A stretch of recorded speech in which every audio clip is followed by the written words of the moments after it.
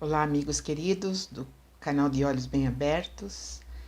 Eu sou a Anísia Ontem, mais uma vez aqui estamos nesse nosso encontro costumeiro e sempre já vou pedindo para deixarem o seu like, seus comentários e também compartilharem.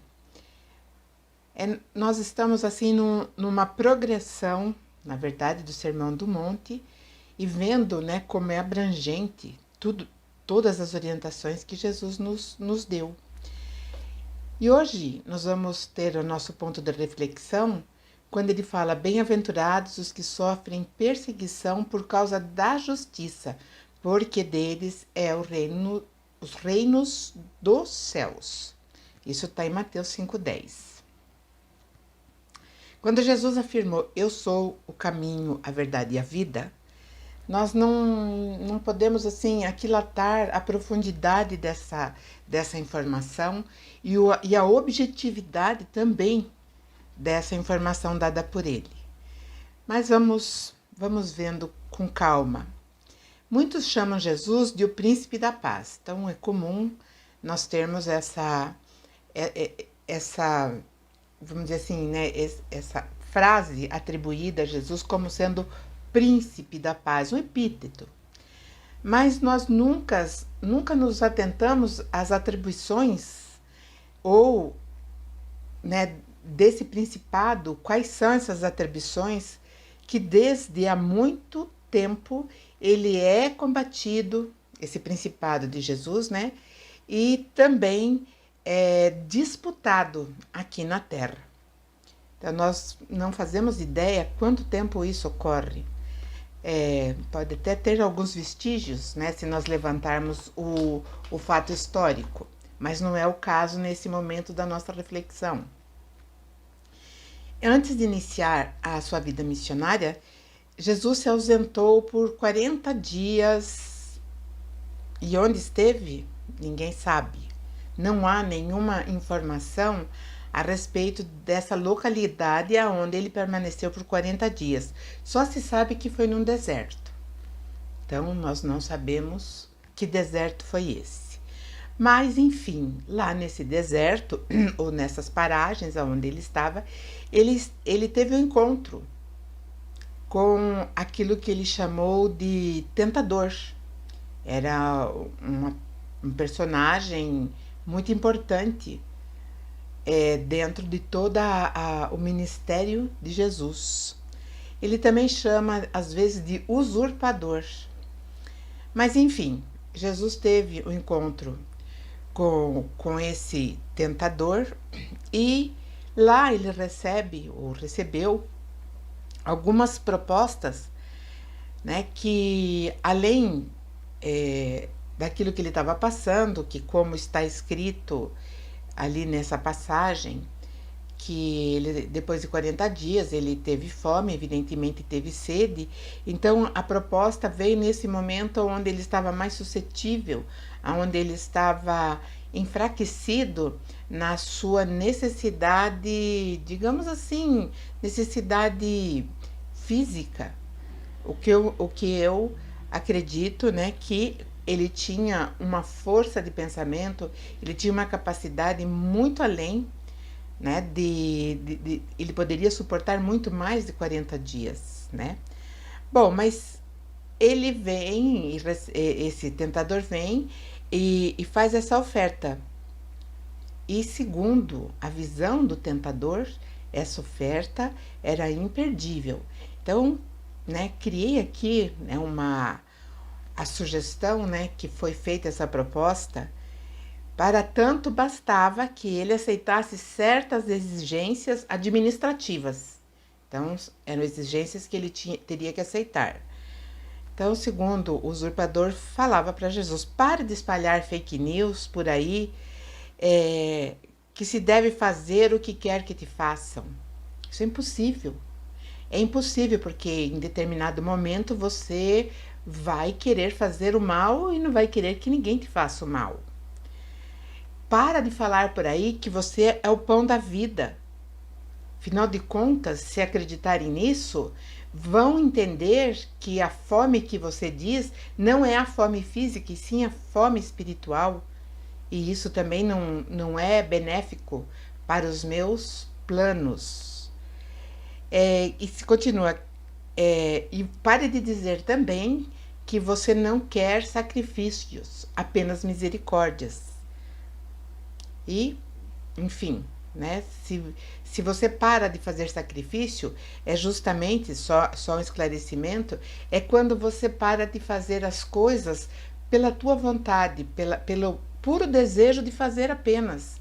Então, quando você não faz isso, ou que você se vê na obrigação por algum motivo que você precisa prestar contas para alguém, ou para uma sociedade, ou para uma determinada comunidade, então aí já é sacrifício. Então, não faça, porque ele quer apenas misericórdia. Segundo o tentador, continuando, ele continua falando aqui, né? Pare de falar injustiça, afinal, se eles compreenderem o que é justiça, minha supremacia ficará muito ameaçada. E eu estou fazendo toda essa proposta, te oferecendo muitos benefícios, mas serei eu sempre o primeiro.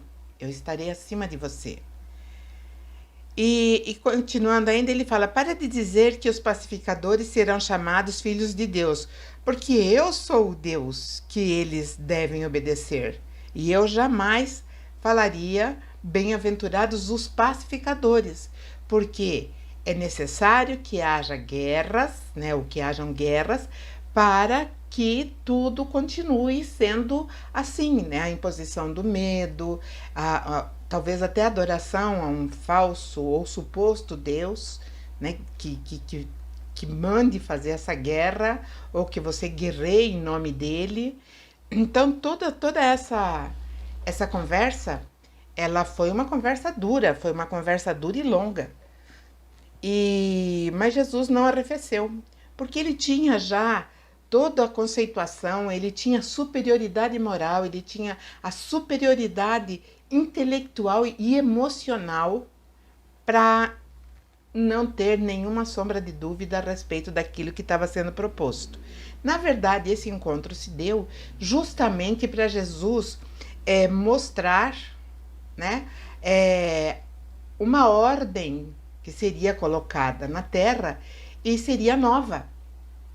Então seria o começo de uma nova era, aonde existiriam outros valores, aonde seria uma visão mais ampliada do ser humano. E então Jesus ele sabia que estava em jogo algo muito mais importante do que simplesmente o império, ou ainda, né, ser o mandante de uma situação física da Terra. Jesus sabia que o que estava em jogo era o despertar da humanidade, né? Então, um acordamento, né? O despertar é aquele que tem olhos para ver e ouvidos para ouvir.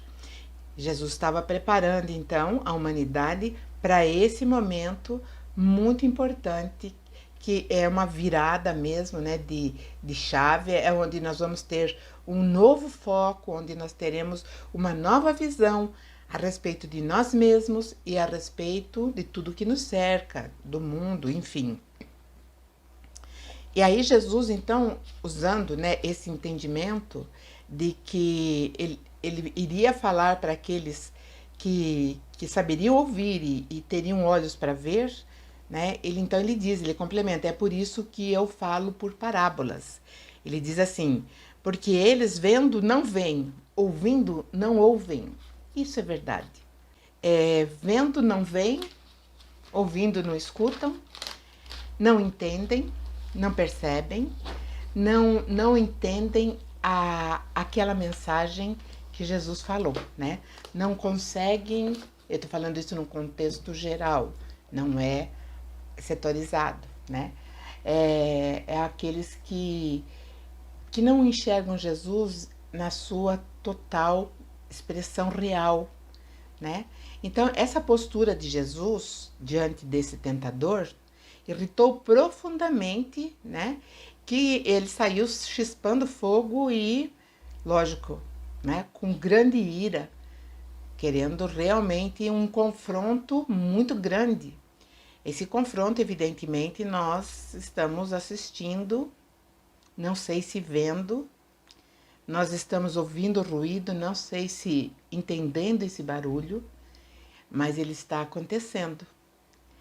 E após alguns anos da partida física de Jesus, né, por isso que eu falei que o ruído, que esse confronto seria, né, decisivo, porque após algum tempo depois da partida física de Jesus do mundo, muitos dos seus preceitos preciosos foram esquecidos, perdidos, escondidos, e a questão da justiça foi amplamente esquecida.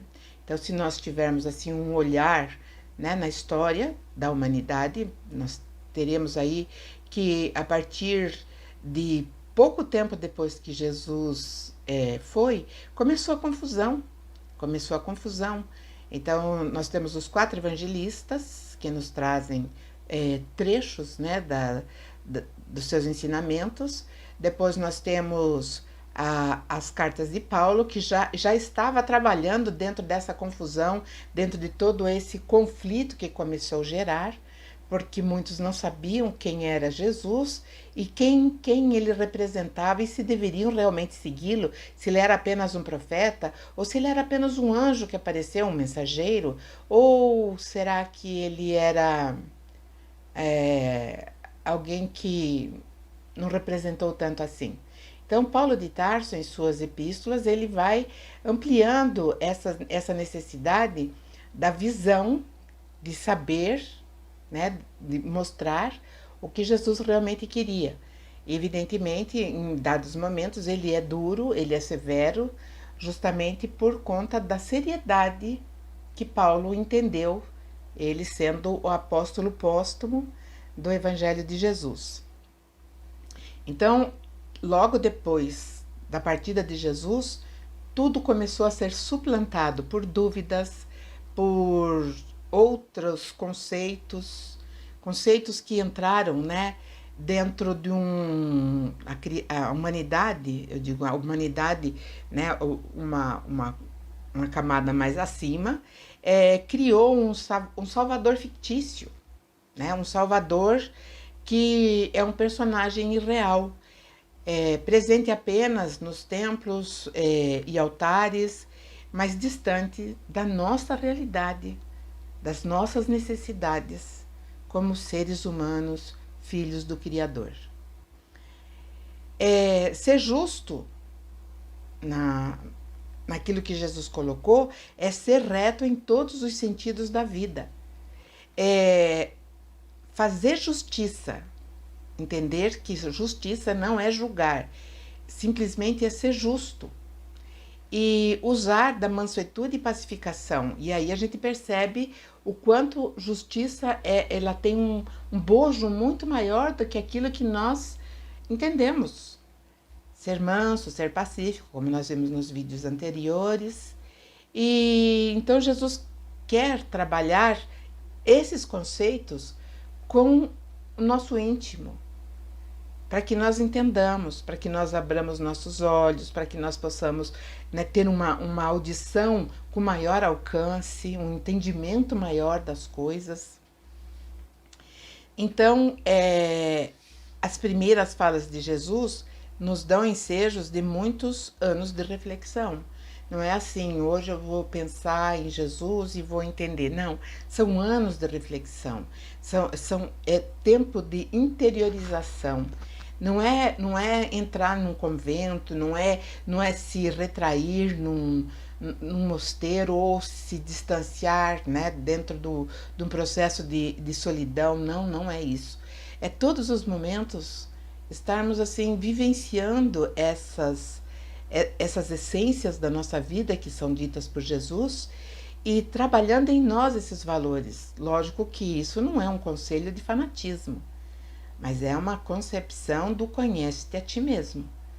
E para nós nos conhecermos, nós temos que ter aquele que nos orienta, aquele que nos dá uma dica, aquele que é o nosso espelho. Então Jesus é o nosso espelho, ele é o nosso modelo, e guia. Então é nele que nós devemos nos espelhar. Então, vivenciar cada momento com Jesus está muito longe daquilo que julgam ser fanatismo. Né? O fanatismo é quando você é completamente cego e não tem o raciocínio, o foco necessário para entender isso na nossa vida prática, naquilo que nós entendemos como convívio, né, mundial. Então, nós não temos ainda essa maturidade. É por isso que nós percebemos as guerras, por isso que nós percebemos o desrespeito de uma nação para com outra, ou ainda, né, de um irmão para com outro, ou seja, valores sendo invertidos, valores sendo completamente conspurcados dentro de uma nova visão que está longe, muito longe dos preceitos de Jesus, porque nós somos seres que temos que nos tornar espiritualizados, porque nós somos espíritos, mas ainda não estamos espiritualizados como devemos ser, como os princípios básicos de uma civilização é essa, né? Fazer aquilo que você quer que te faça. E hoje nós percebemos que nós caminhamos muito longe, né, desse ideal e estamos meio que perdidos em vários caminhos, em vários rumos. E o sofrimento ele vem e impera. E muitas vezes nos perdemos dentro desses descaminhos e nos afastamos ainda mais desses preceitos de Jesus e da nossa espiritualização. Aí nós ficamos meio que numa situação de conforto, sentados em bancos de templos, participando ali por 20, meia hora de algum culto, e esse culto que nós deixamos lá no mesmo banco em que nos sentamos e saímos dali com as mesmas necessidades, com a mesma fome espiritual, e enfim, estamos sempre sujeitos a ser tragados por situações terríveis e depois a gente volta lá, faz tudo outra vez. Então é um vai e volta, é uma coisa muito repetitiva. E quando nós começamos a partilhar desses ensinamentos com Jesus, aí nós saímos dessa monotonia ou dessa rotina, né, que volta sempre no mesmo lugar. Sofrer perseguições por causa da justiça é não ser adequado às corrupções, às leviandades, ao desejo do individualismo, que hoje é muito, muito forte e nos distancia muito da justiça, da retidão. É o individualismo. É quando eu acredito que sou melhor do que o outro em tudo. E quando, uma análise fria, sem autopiedade, né, nós vamos ver que nós também temos as nossas falhas, mas nós também temos os nossos valores, nós também temos aquilo que nós já conquistamos. Então, e quando nós entendemos isso, né, nós começamos a sofrer determinadas perseguições porque não somos mais interessantes, não fazemos mais parte de um reduto meio que, né, de conflito ou de disputas, ou enfim, né, fica sem graça. No mundo onde tudo é disputado, de repente, quando você sai desse centro ou desse foco, você fica desinteressante. Então, isso é que Jesus diz, né? É sofrer perseguição por causa da justiça. E nós percebemos que quando nós introjetamos em nós, né, esses valores dos ensinamentos de Jesus, as pessoas, né, logo elas percebem que nós não temos mais graça, não tem mais graça conversar, não tem mais brilho. Por quê? A nossa fome é outra, a nossa sede é outra, né? É dizer não para as propostas irrecusáveis que fogem da retidão. E é difícil dizer não a essas propostas. É experimentar o gosto suave da incompreensão dos injustos, quanto à decisão tomada em nome da justiça. Ah, mas então você está falando que é bom sofrer? Não estou falando isso. Estou falando que esse gosto suave, né, da incompreensão dos injustos, é quando você começa a observar que realmente você está se adaptando ao modo reto de viver. Onde você, quando você está dentro da real justiça. Quando Jesus fala, bem-aventurados que sofrem perseguição por causa da justiça, porque deles é o reinos, ou são os reinos dos céus, né? Devemos ter em mente que na casa do Pai há muitas moradas. Então não é só essa nossa casinha pequena que nós chamamos de terra, né? Logo, vários outros reinos existem e que nós poderemos sim, entendendo todo esse valor que Jesus nos passa, nós poderemos sim ter acesso a esses outros reinos, seja para viver melhor, ou seja para auxiliar alguém ou alguma humanidade a ser melhor. Porque nós estamos aqui sendo preparados para algo muito importante. Estamos passando de nível para cima, porque chegou o momento, nós percebemos por todas as situações, por tudo aquilo, o comportamento da natureza. Quando eu digo natureza, eu estou falando assim de uma parte do universo, né? Tá nos mostrando que está na hora de nós pensarmos muito bem aonde nós queremos chegar ou como nós queremos chegar em determinado momento, que nós vamos ter que fazer uma escolha, né? Ou paramos, estacionamos, estancamos no mesmo lugar, onde nós já estamos viciados nesse vai e volta, nesse vai e volta, nesse vai e volta, nesse esquecimento daquilo que nós deixamos para trás, ou daquilo que empreendemos, daí temos que começar tudo outra vez. Então é esse despertar, né? É isso que é o acordar. E parece-me que uma parte da humanidade está muito disposta a fazer isso, porque Paulo de Tarso, ele vai fazer um alerta gravíssimo na sua Epístola aos Efésios, no capítulo 5, quando ele diz, desperta tu que dormes, né, ou desperta você que dorme, levante dentre os mortos e Jesus te esclarecerá. Então é esse acordar, é esse balançar que nós precisamos ter.